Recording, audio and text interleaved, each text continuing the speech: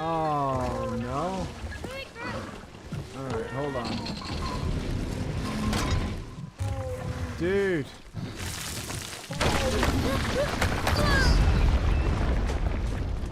Not like this. Not like this. Please don't let us leave him in a trapped cave in a mine.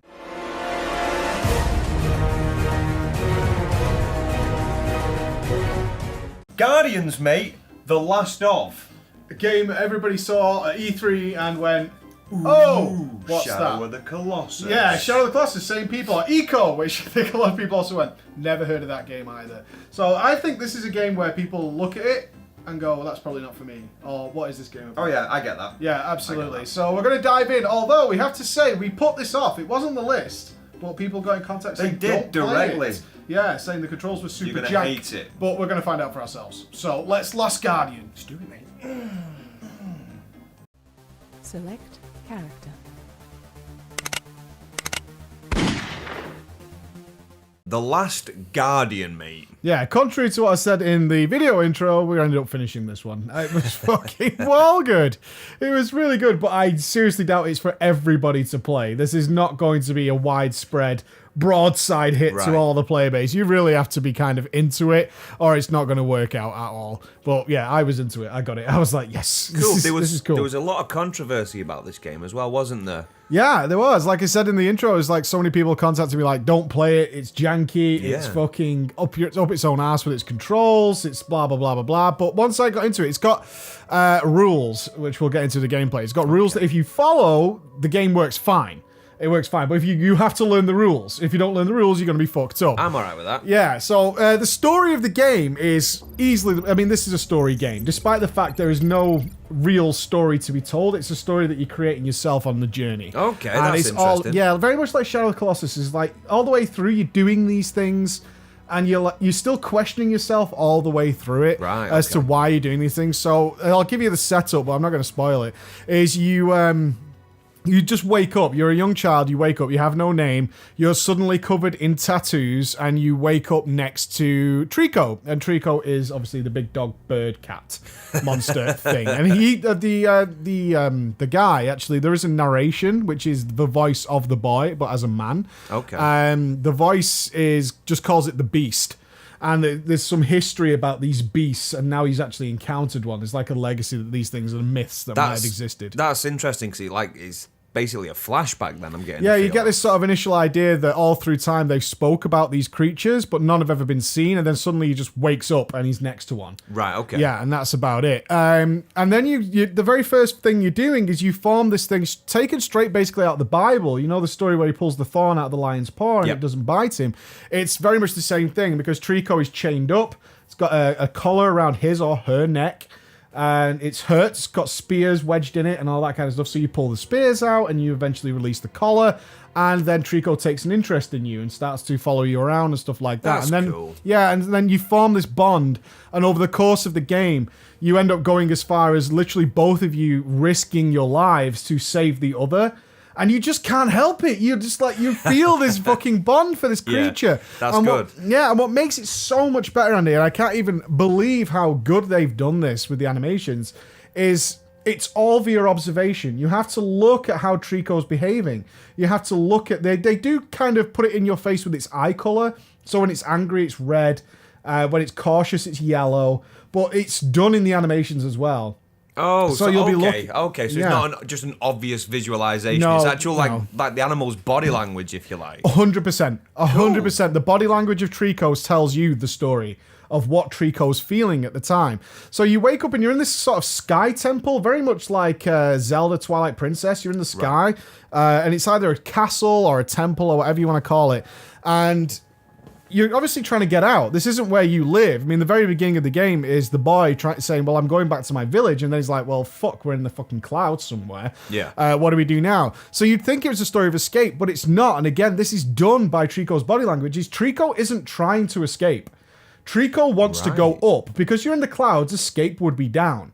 Yeah. Trico doesn't want to go down and makes it very apparent that Trico's saying to you by the way Trico acts and behaves, we're going up. And Okay. up is where we need to be. You don't know why.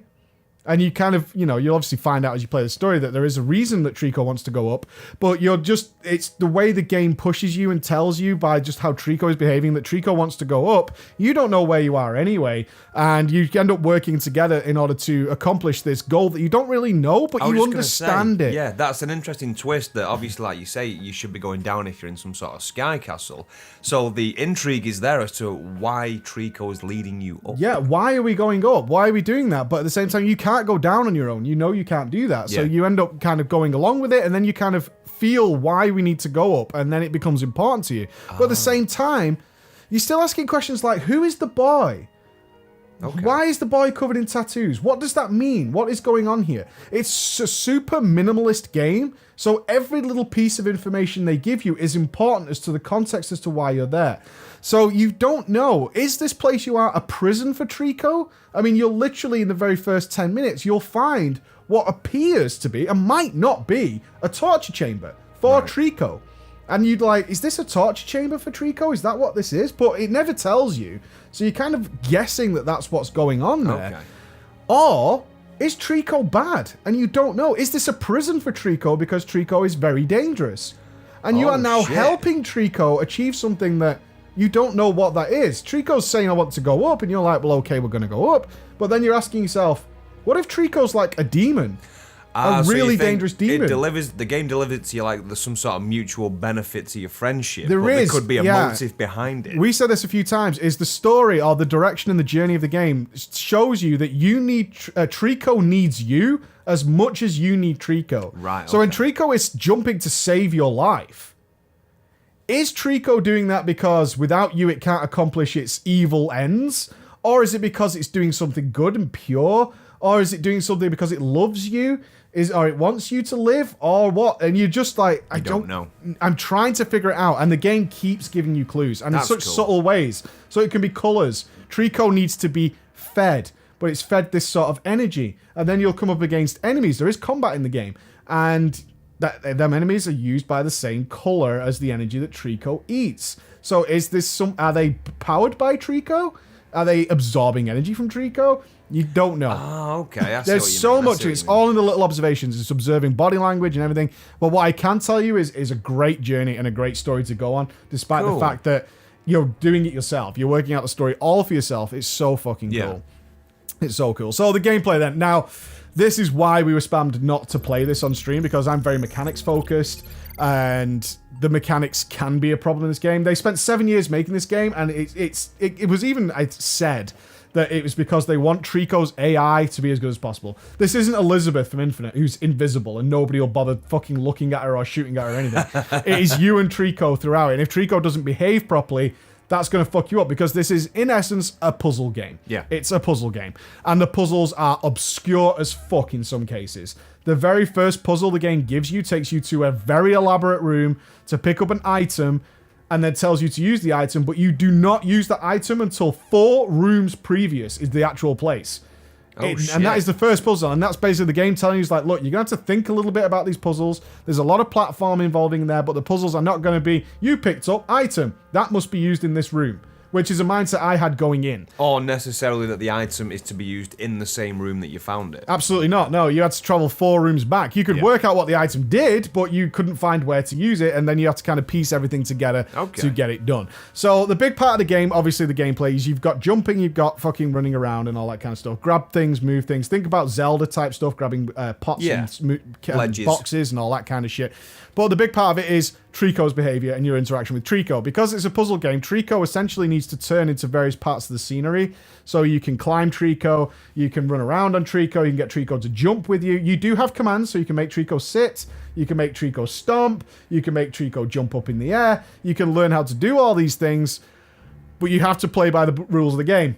So in terms of the puzzles and the interactions with Trico, this is where it can either go perfectly, and when it does, it's fucking awesome, or it falls apart. Because Trico is so complex, I mean, Trico has her own his or her own behaviors. She'll roll in water, she'll play with things, she'll chase butterflies, she'll do all these kind of things that makes her very endearing. Is when it comes to a puzzle, I think because there's no way they could basically make Trico sentient, there is only one way for Trico to help you finish a puzzle. Right. Now, that doesn't mean that if you don't see a way easier solution to this puzzle, Trico is not going to help you do it. So you can literally be stood on a ledge and you know, without a shadow of a doubt, you need to get to the ledge across from you. And you also know, without a shadow of a doubt, Trico can easily raise you on its head high enough for you to reach that platform. But Trico will never do it. Ever. You have to initiate... Because the puzzle is actually solved somewhere else. Despite the fact you know that is the solution to the puzzle. And that can either, unless you play by the rules, which is, this is a rule we went by after about probably 50% of the game, is if Trico seems like Trico is not behaving and not doing what you want, instead of like trying to force it, which we were doing, it's like, Trico, will you fucking go over there? Will you do this? And she just won't. She's not supposed to. Right. Okay. Right? She's not supposed to. You need to bear in mind, if Trico's not doing what you want Trico to do, it's not supposed to do that because it has to be in a very set place to make the puzzle work. It wants to get there. And most often it actually tells you, like I said, the puzzles are very obscure in this game, but Trico will try and help you. Trico will look where you're supposed to go. She'll play with things. So if it's a lever or some sort of cogwheel that needs to turn a gate, she'll play with it like a dog would.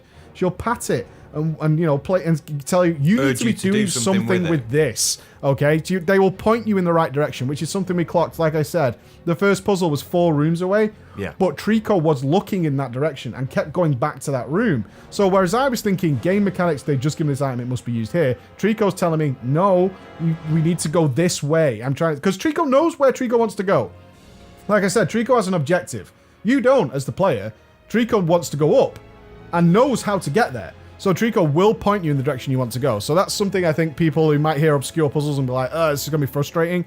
It's not if you play by the rules. It's purely a case of Trico will tell you what's kind of, not tell you, but indicate where you need to go and will behave in a way that will make that possible. So let me ask you this then. So considering the size of Trico and the way that it's been programmed, did you come across any problems with puzzles where it wasn't, you felt, working maybe as intended, or you had a problem with anything? Yeah, I mean, literally about halfway through the game, we had a puzzle which we were stuck on for 15 minutes. Right. And we were just trying to get Trico to sit and raise her head, which sounds ridiculously simple because you could do that at pretty much any point. Yep. But Trico would not do it. Kept walking away and then kept putting, leaning against the wall, which was nowhere where we could do anything. Mm-hmm. That's where you learn this isn't the way we solve this puzzle. Simply just, all we had to move was about 10 feet to a place that we didn't see and run to where we wanted to go. Oh, yeah, that was it. It was, we're in the right place. It was the solution to the puzzle. It was the platform we wanted to get to, but Trico would not do it. Right. Which is frustrating unless you realize straight away and quickly, okay, this isn't how we do it. Let's move on. Yeah. It's because Trico's AI is really difficult because Trico behaves on her own as well and needs to solve a lot of really complex puzzles. So that's something you need to bear in mind, is that's why it doesn't allow you to do 5 different solutions to the same puzzle. I was just going to say, so if you're expecting to find multiple solutions for a puzzle and you think that it should work, it won't do. Not because it's bugged, it's because there's a different way of solving it. There's a different way of solving it, and ultimately, I mean, it's almost testament to the game is Trico feels like Trico's alive. Right. Trico acts and behaves like a living creature, and almost like a pet. So if you have a dog and you want a dog to do something, you can get it to do it, even with really basic commands like you have in this game. But no, it's still a game, and you keep having to come back to that. It's like still a game, and Trico is essentially in most parts becoming a ladder, and that ladder can only be placed in one place. Right. Okay. So that's what's going on there. Now, having said that though, when it goes fucking wrong, oh my god, it just takes you out of the game so fucking much. It's really bad. So yeah, Trico can go wrong, and this is something they've been trying to fix for a long, long time in making this game. The puzzles are hard. When Trico messes up and doesn't trigger things. So a big problem that you'll have during the game is that in order to activate the next part of Trico's pre-programmed AI for certain areas, like leaping from place to place, you have to physically go over the trigger. That might mean that you will get to a ledge and you will see the next ledge Trico needs to go to, but Trico will just sit there. Right. And you'll be like, go Trico, go. You know, you'll just be like, please go. It won't be until you've like, the game wants you to get off, not get off Trico, but walk around on Trico and take in the area for a second. I'm not saying this happens a lot. It happens every now and again. Then you'll go back to the head, then suddenly Trico will activate. Yeah, then suddenly it will activate. Again, it's a case of you're trying to talk to this animal that doesn't really exist. Yeah. But you're so into it, you're like, go Trico, I know how to tell you to go, you know. I have a command that tells you to get going. I can point you in a direction. I can do all these things. And then occasionally it doesn't. In one particular instance, though, when Trico's AI does bug out, and it does, and the triggers don't happen properly, you're on a waiting game for when you're going to hit the checkpoint reload. Now, I want to say this. The checkpoint reload system in this game is fucking awesome. It's literally like 10 seconds previous. Oh, shit. Yeah, it's at the... They know that Trico can bug out. They're not stupid, the designers. They know that Trico can cause problems. So they've let you... Every puzzle you get into, which is a series of mini puzzles, every time you get to a new mini puzzle, that's where your checkpoint is. You're never more than 20 seconds behind where you previously were. I like that. Yeah, because you are on this waiting game to when do you reload the checkpoint. The worst case we had was a simple area where we fell down into some water.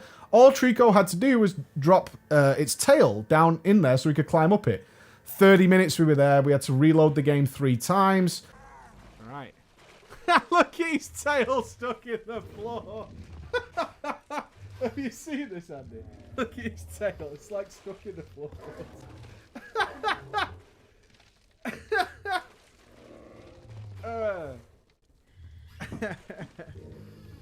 I think he's physically stuck. I think the doggy's physically stuck.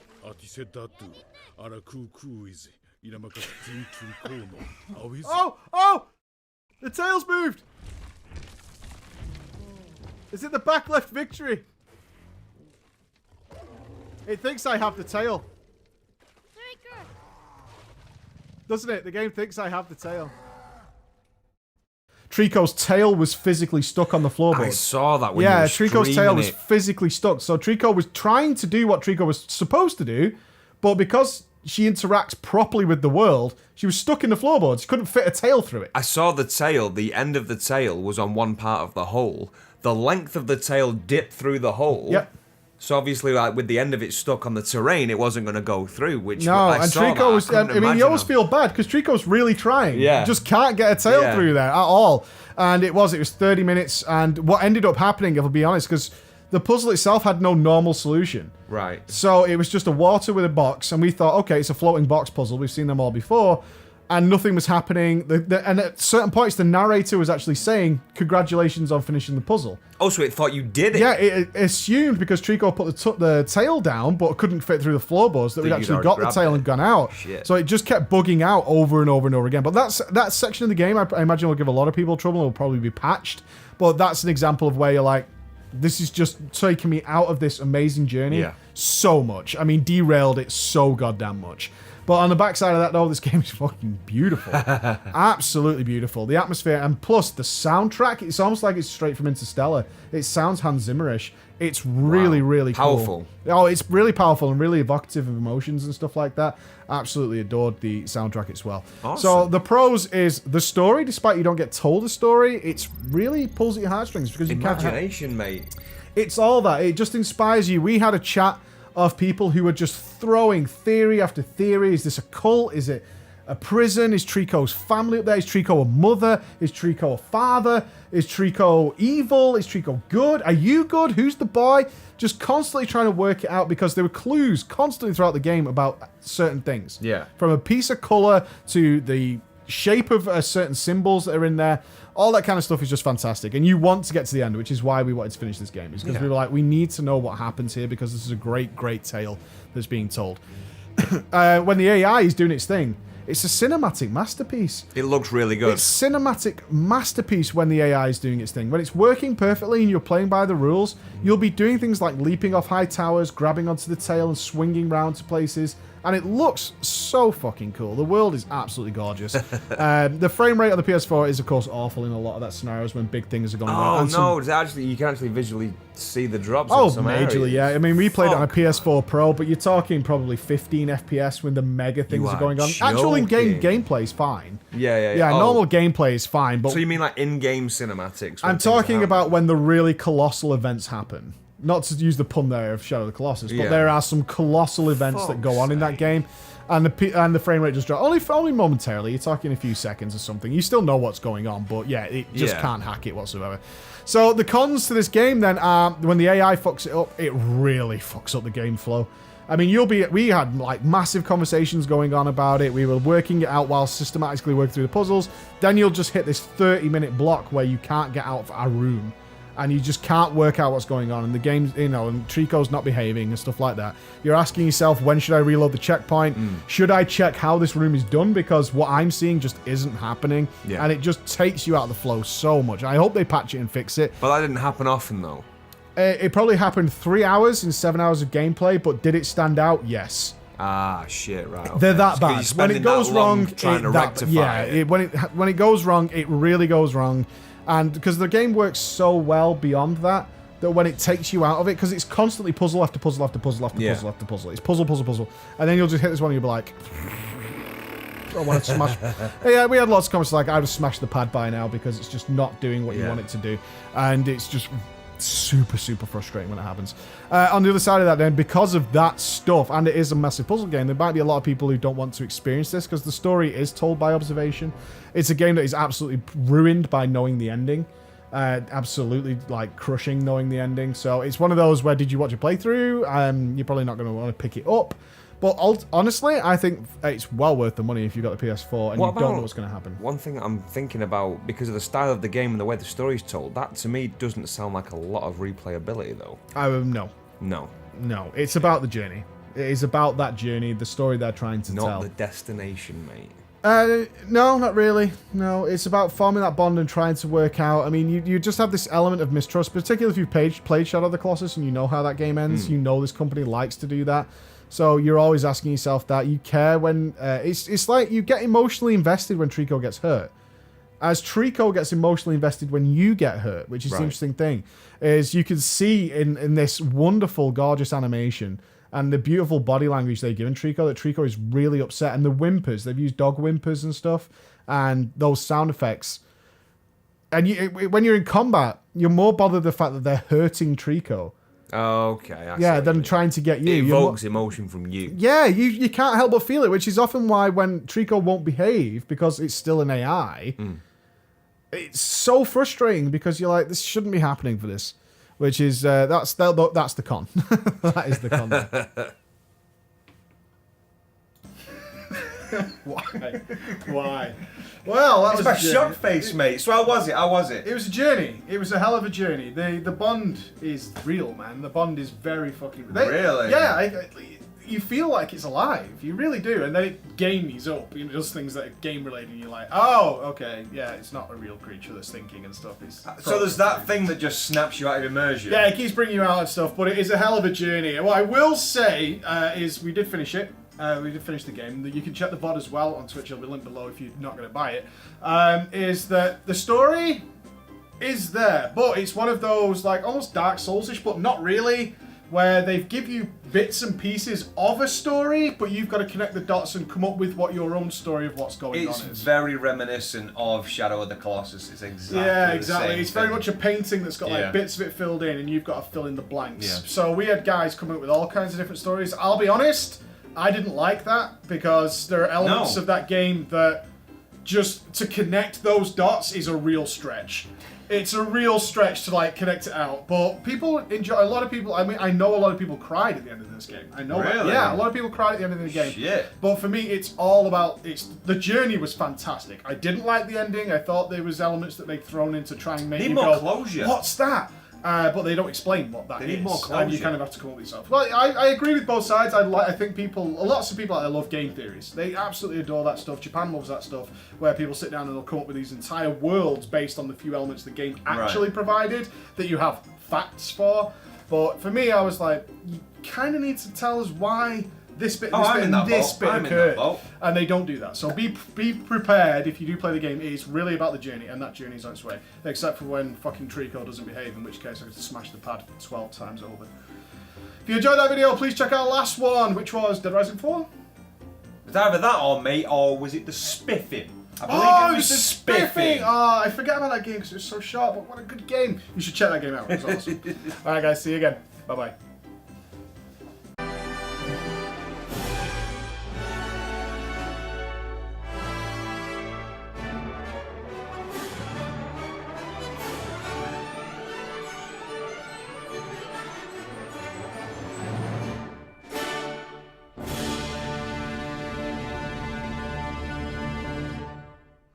Do you get the idea?